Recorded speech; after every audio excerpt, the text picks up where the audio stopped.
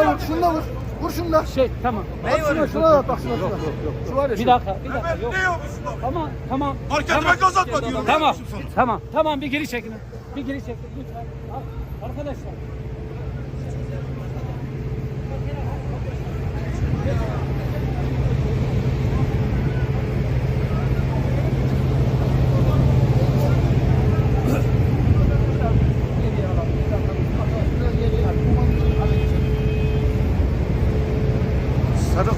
Sarı kapsulu tam bir kapatın.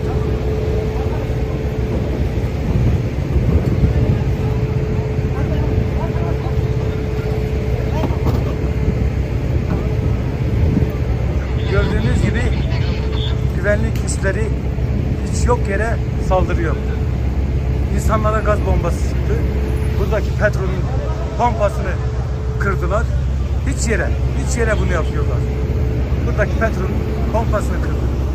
Bu asla kabul edilir bir şey değil. Esnafa saldırıyorlar. Resmen esnafa saldırıyorlar.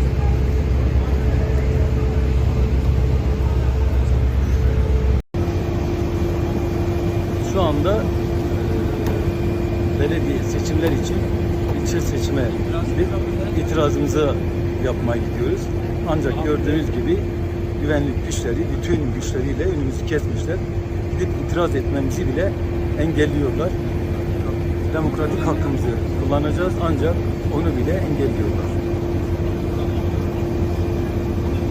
Bildiğiniz halkı kesinlikle iradesini çiğnetmeyecektir. Oylarına sahip çıkacaktır.